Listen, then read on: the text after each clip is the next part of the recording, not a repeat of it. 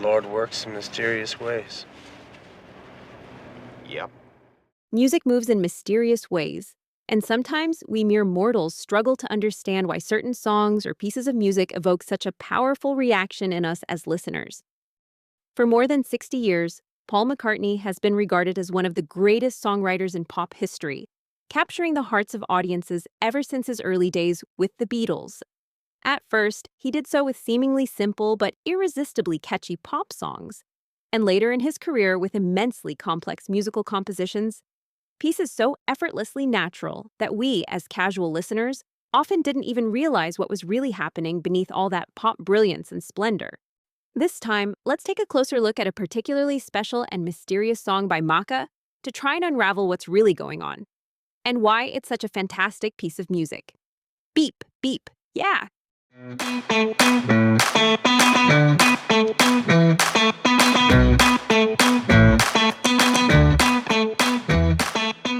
Hello, and welcome to a new episode of We're Only in It for the Music, a brand new YouTube series that takes you on a musical journey through videos about pop, rock, jazz, blues, soul, and funk. In other words, from ABBA to Zappa and everything in between. If you're enjoying this series, don't forget to click like, subscribe, and hit that notification bell so you'll always be the first to know when a new episode drops. But enough of that. Never mind the bollocks, we're only in it for the music.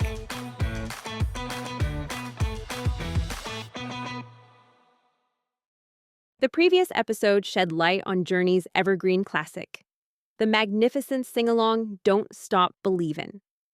A song you might never have realized uses an atypical song structure. Today, we're diving into an early McCartney track that much more clearly lays out a song format deviating from what's a standard pop music formula or generally considered conventional. Isn't it wonderful when artists stray from the beaten path to explore more adventurous roads? During his time with the Beatles, Macca had already taken plenty of musical detours, sometimes with the help of his loyal writing partner John Lennon. But even in his early solo career, his experimental drive remained strong. So, let's shine a light on a truly remarkable track from McCartney's second solo album, Ram. Ladies and gentlemen, Mysterious Ways presents Uncle Albert Admiral Halsey by Paul and Linda McCartney. We've previously covered the debut album of the Fab Four and John Lennon's Plastic Ono Band solo LP, so this time it's Paul McCartney's turn. The Beatles themselves haven't yet received a full dedicated episode, but they inevitably get mentioned the most in videos about other artists, simply because they were essential to the very foundation of pop music. Back in the Plastic Ono Band episode, I jokingly suggested turning all those Beatles references into a drinking game. Take a shot every time the Fab Four are mentioned. Well, since this episode is about McCartney, that number's about to skyrocket. So let's get hammered. Let's get started.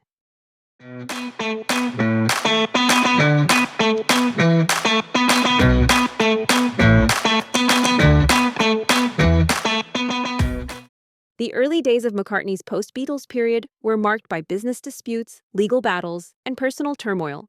Yet Macca managed to pull himself together after the breakup of the Beatles, releasing his first solo album in 1970, simply titled McCartney.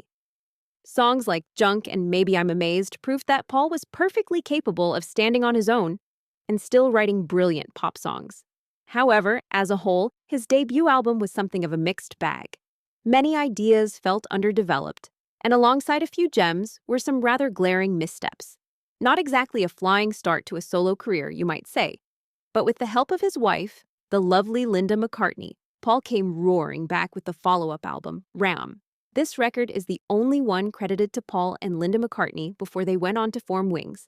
And for that reason, it perhaps unfairly stands out as an oddity in his catalog. The commercial success McCartney would later achieve with Wings may have overshadowed the sheer brilliance of Ram. And the more casual Beatles or Wings fan might not go on endlessly about the album's genius. But don't worry. That's where I come in, to make sure Ram gets the attention it truly deserves. McCartney fans have long held this album in very high regard, and rightfully so. The album carries an energetic lo-fi sound, and its laid-back atmosphere makes Ram a wonderfully uplifting listening experience.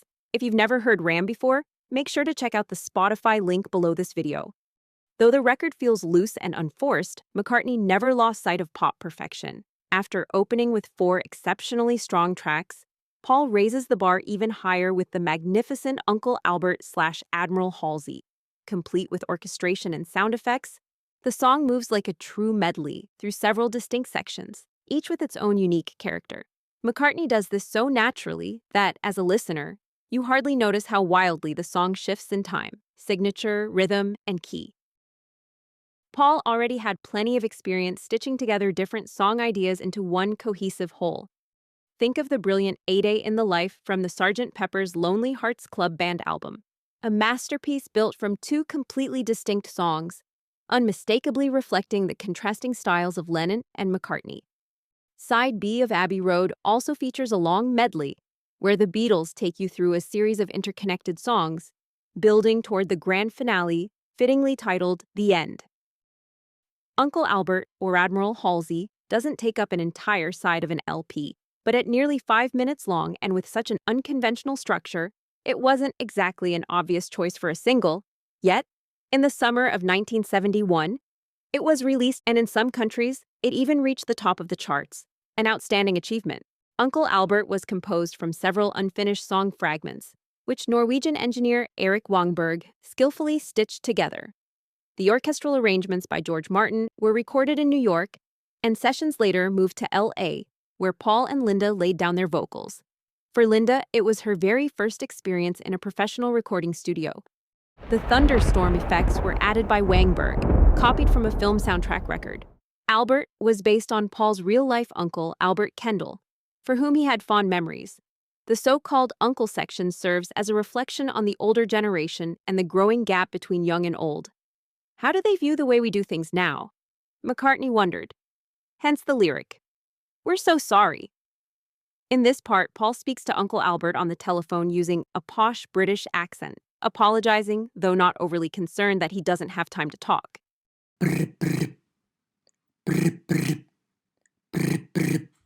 The so-called Admiral section is based on a real American admiral, Fleet Admiral William Bull Halsey, a U.S. Navy admiral during World War II.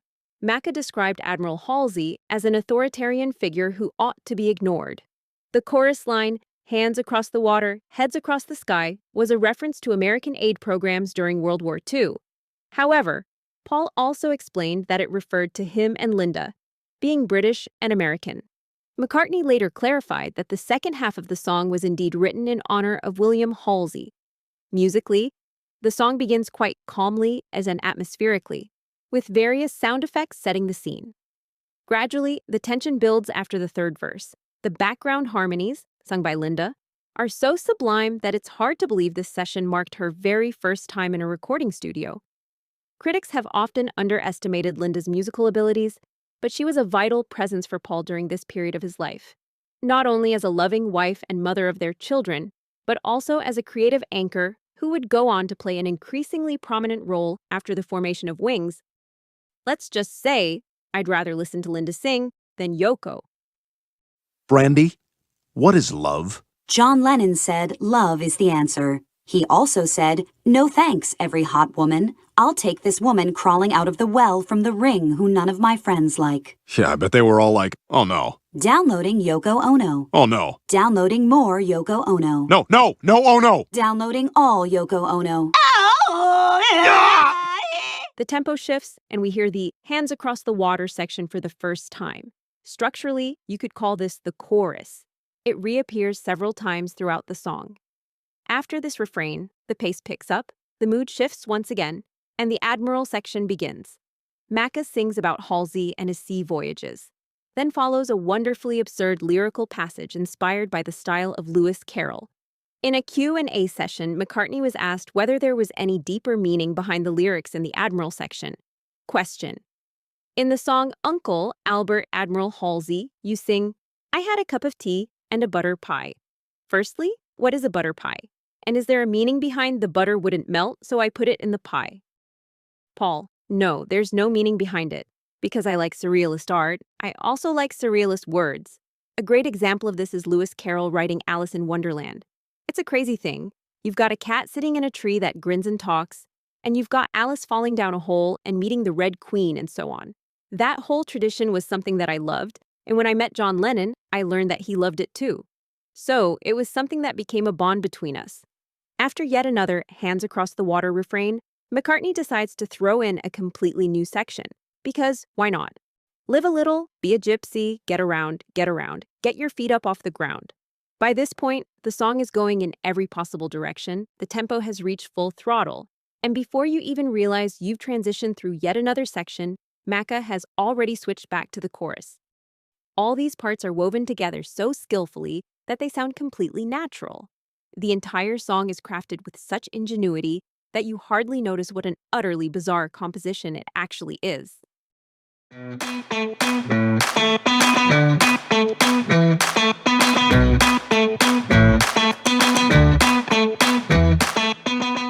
As an album track on the brilliant Ram record, it makes perfect sense that, as an ex-Beatle, you'd allow yourself a bit of experimental freedom.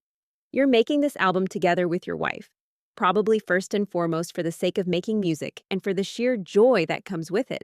But as a first single choice, it's quite an unusual one, let alone the fact that it actually became a #1 hit. However lo-fi Ram may sound at times, there were definitely other tracks that would have made far more logical single choices. Releasing Uncle Albert / Admiral Halsey as a single, and then watching it climb to the top of the charts, shows remarkable courage and a sense of creative free-spiritedness that McCartney fortunately brings to pop music every now and then.